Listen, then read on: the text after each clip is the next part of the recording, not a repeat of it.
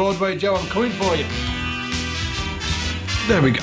Sorry, the battery ran out, Joe. I'm almost with you. I'm almost with you. Okay, so this is obviously Broadway. Joe's up now, and I'm just going to read some of this for you guys. It says, "Hey Scott, my question is about the walking bass line I wrote for this song.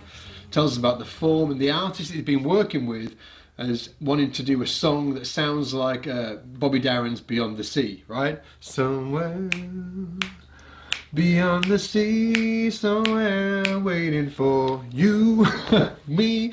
And it sounds wicked, actually. I really like it. And then you've got two versions of it. I actually really like. You asked me in here, which version do I prefer? I actually love the second version, Joe. I think it really nails it. And I'll let everybody have a listen in a minute. And then you asked some specific questions as well, like, is the walking bass line authentic? Does it have an upright bass vibe? It does, and we'll listen to that in a minute. And then I think it works when you switch between the 2-feel and the 4-feel. I think it actually really works. In that A section, I listened to that and it was really fantastic, and we'll hear that again in a minute. And yes, I think that you should post this for Ian as well, so he can put on his producer hat. So let's check this out. What I'm going to do is I'll put it on from 121, isn't it? That's the... There we go.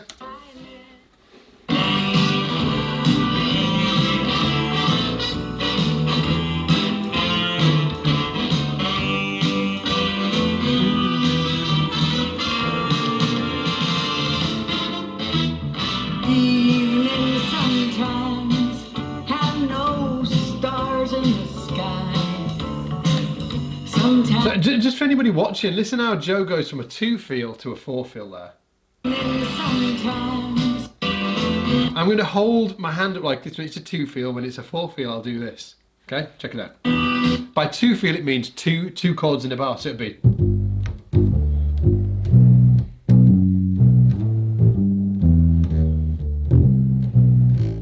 So there I went from a 2-feel to a 4-feel. 2 notes a bar, not 2 chords a bar, 2 notes a bar.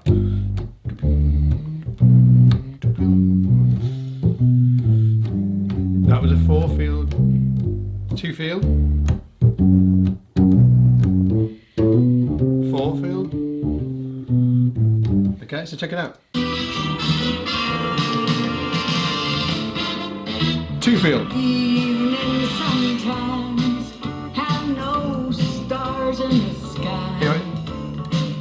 Sometimes they show off their passion. Oh, 2-feel still? When you walk by, 4-feel. with that look in your eye, I could see that you're given to lightning. All those who possess all the love. I think you nail the Beatles vibe as well with the percussion in the chorus.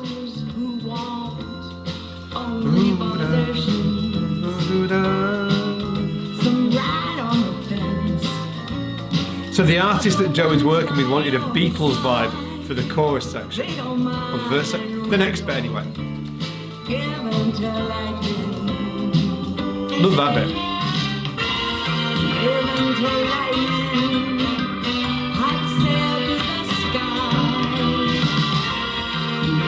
Love it.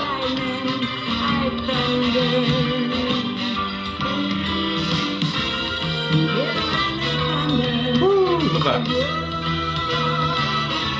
Yeah.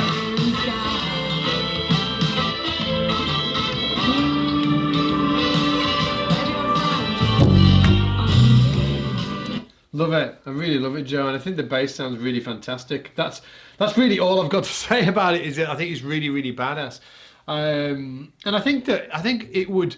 I don't think either way would. I don't think even if you were playing like 4 in a bar, it would really get in the way either. I think that it'd be what are the chords.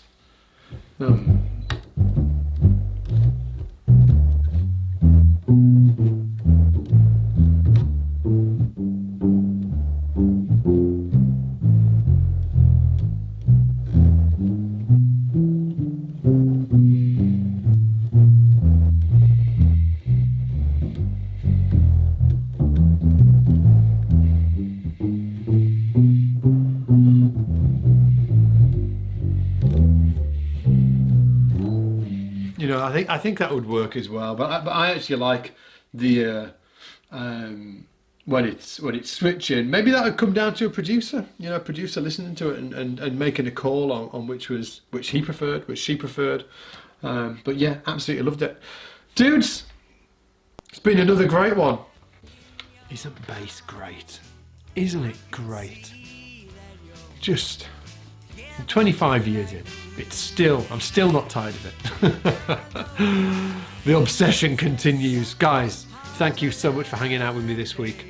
Ian will be back with you next time, and then I will see you the time after that. And again, massive shout out to Ian, and huge shout out to you guys as well, like for welcoming Ian to the to this whole SBL family that we've got going on.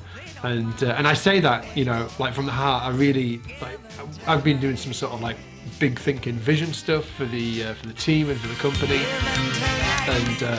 and writing out our core values and our vision and stuff like that. And one of the specific cultural things and things that really are important to us in terms of our core values is that our customers, the students, the members here are our family, and we want them to feel like we're their family too. So, and I think that Ian feels like that to me. I think that, and hopefully you guys feel like that too. I think he's so good. Anyway, guys, take it easy, and I'll see you. Right? So, I digress. I'm gonna keep going. This is my 1974 Gibson Les Paul signature bass. I know it looks like the Epiphone Jack Cassidy, but it says Gibson on the headstock, y'all. I love this instrument. I don't know, it's not gonna be right for everything today, but it's just been singing to me lately, so I'm gonna play it today. We're gonna start with Joe, number 1 out of 27. We're going for it. Joe wrote this incredible tune, arranged it for horns, has all these references, wants Scott Devine to play a bass line on it. That would be so great. Joe, I will not be able to get to analyzing this whole tune, but I have 3 thoughts for you on this, okay? So, let's listen to a bit of this, and the first one comes right at the 17th second. So let's start it from the top.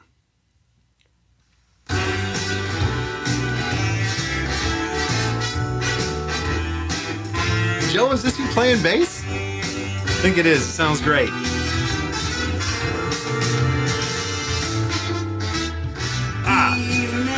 Now, right away, when that stop happens and there's a horn figure and the bass plays through it, that's the first time I wanted to say to you, get the bass out. Let that be a horn moment. Okay, that was really my first thought of this whole tune. Like, it sounds so cool, but right here, the horns.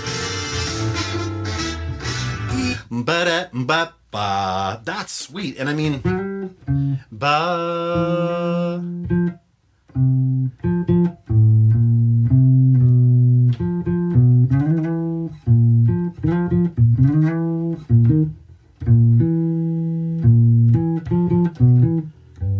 Yeah. Maybe something like that. And that is not a figure I'd ever play. You saw that it took me a while to figure that out.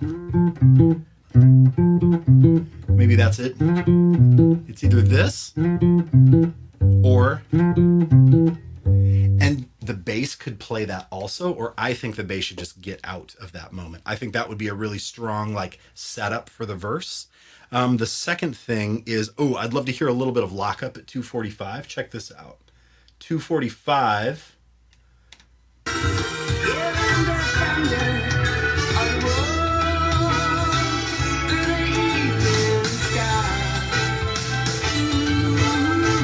Those horn punches, boom, bop, bop, bop. That'd be a fun thing to do with drums and bass, like hitting those punches.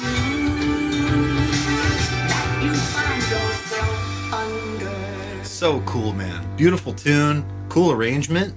Now this ending is really sweet. I have down here that I love the outro. It's like organ outro.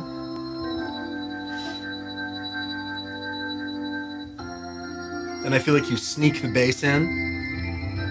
Here it comes. Yeah.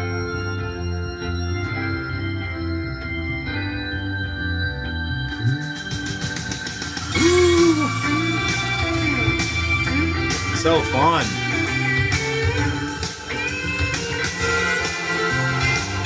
Yeah, so here's the thing.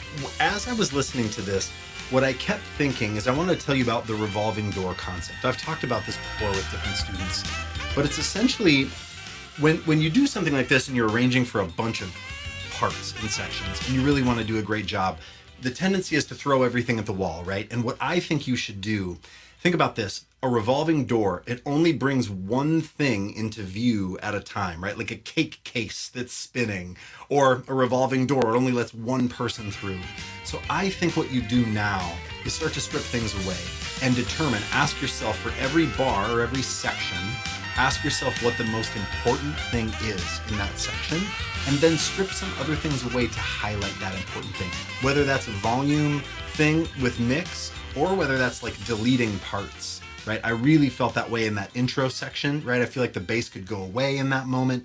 And I think that's the thing that you need to think about to bring this thing to the next level. But it's so cool. And hit up Scott Devine he has a message box on the campus. Hit him up and ask him to play bass on it. He might. And I can hit him up too. I'll do that for you. Okay. Thank you very much, Joe. I'm going to move on.